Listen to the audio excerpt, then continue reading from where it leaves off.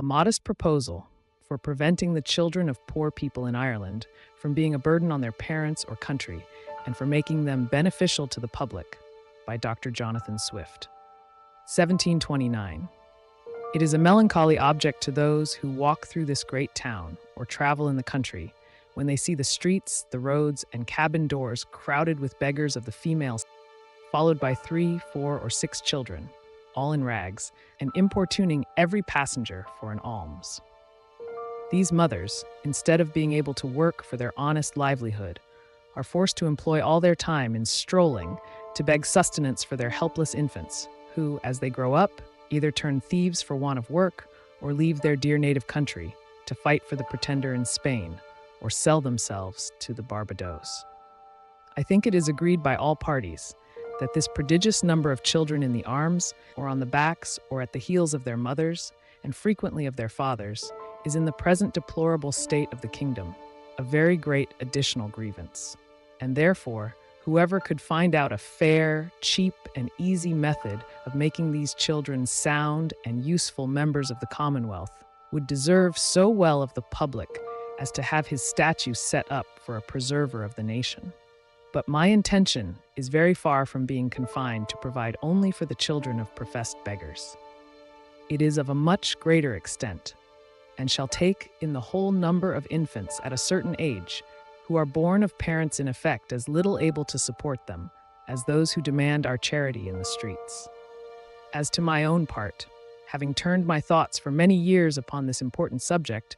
and maturely weighed the several schemes of our projectors, I have always found them grossly mistaken in their computation. It is true, a child just dropped from its dam may be supported by her milk for a solar year with little other nourishment, at most not above the value of 2 shillings, which the mother may certainly get, or the value in scraps by her lawful occupation of begging.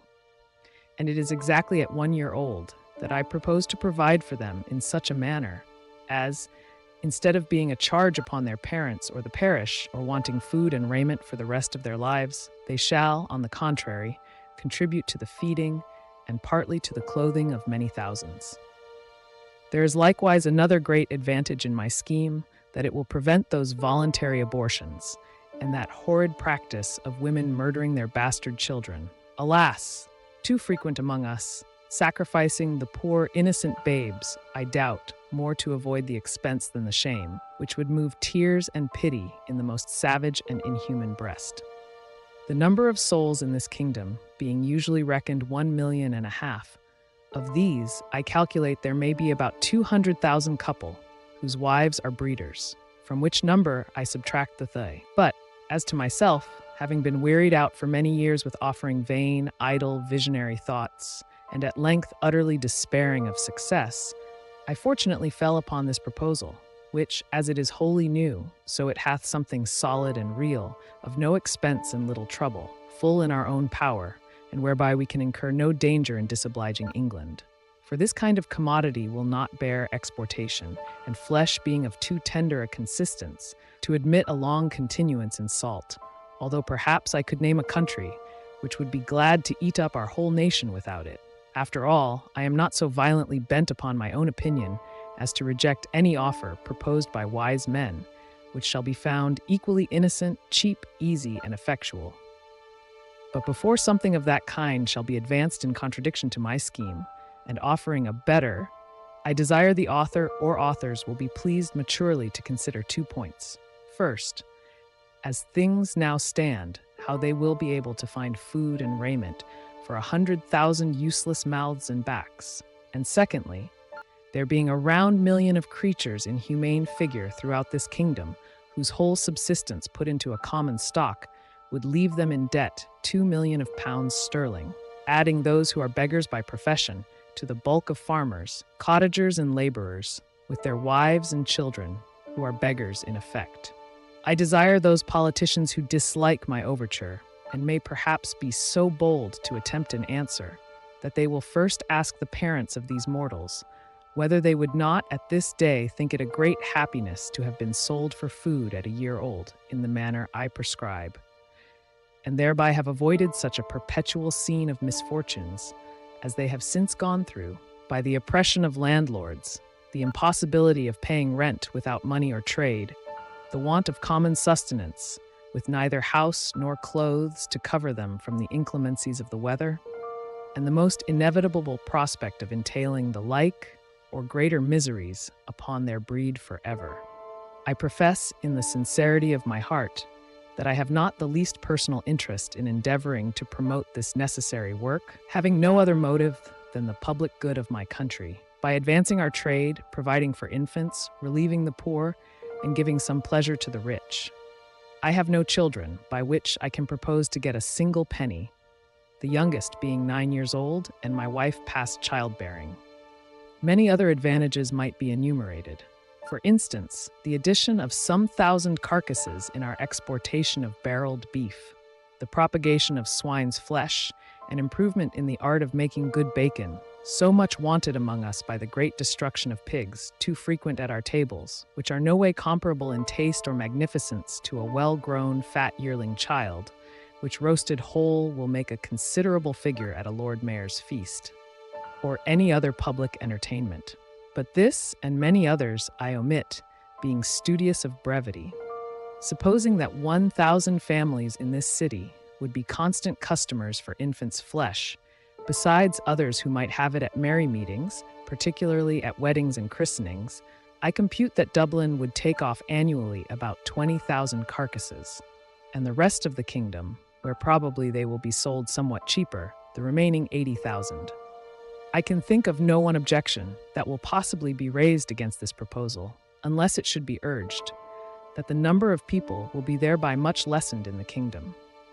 This I freely own, and was indeed one principal design in offering it to the world. I desire the reader will observe that I calculate my remedy for this one individual kingdom of Ireland, and for no other that ever was, is, or I think ever can be upon earth. Therefore let no man talk to me of other expedients, of taxing our absentees at 5 shillings a pound, of using neither clothes nor household furniture, except what is of our own growth and manufacture, of utterly rejecting the materials and instruments that promote foreign luxury, of curing the expensiveness of pride, vanity, idleness, and gaming in our women, of introducing a vein of parsimony, prudence, and temperance, of learning to love our country, wherein we differ even from Laplanders and the inhabitants of Topinambu, of quitting our animosities and factions, nor acting any longer like the Jews, who were murdering one another at the very moment their city was taken, of being a little cautious not to sell our country and consciences for nothing,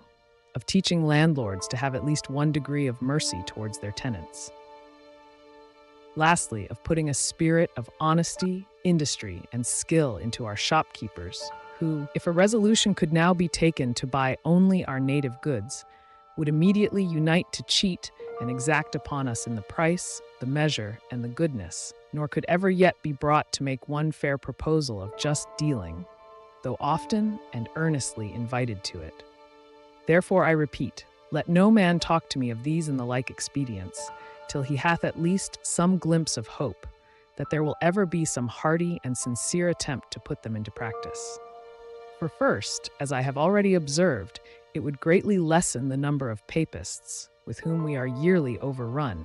being the principal breeders of the nation, as well as our most dangerous enemies, and who stay at home on purpose with a design to deliver the kingdom to the pretender,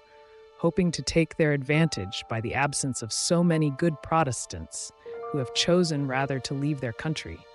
than stay at home and pay tithes against their conscience to an episcopal curate. Secondly, the poorer tenants will have something valuable of their own, which by law may be made liable to a distress, and help to pay their landlord's rent, their corn and cattle being already seized, and money a thing unknown. Thirdly, whereas the maintenance of 100,000 children from 2 years old and upwards cannot be computed at less than 10 shillings apiece per annum, the nation's stock will be thereby increased 50,000 pounds per annum, besides the profit of a new dish introduced to the tables of all gentlemen of fortune in the kingdom who have any refinement in taste. And the money will circulate among ourselves, the goods being entirely of our own growth and manufacture. Fourthly, the constant breeders, besides the gain of 8 shillings sterling per annum, by the sale of their children will be rid of the charge of maintaining them after the first year. Fifthly, this food would likewise bring great custom to taverns, where the vintners will certainly be so prudent as to procure the best receipts for dressing it to perfection, and consequently have their houses frequented by all the fine gentlemen who justly value themselves upon their knowledge in good eating, and a skillful cook who understands how to oblige his guests will contrive to make it as expensive as they please. Sixthly, this would be a great inducement to marriage, which all wise nations have either encouraged by rewards or enforced by laws and penalties. It would increase the care and tenderness of mothers towards their children when they were sure of a settlement for life to the poor babes, provided in some sort by the public, to their annual profit instead of expense.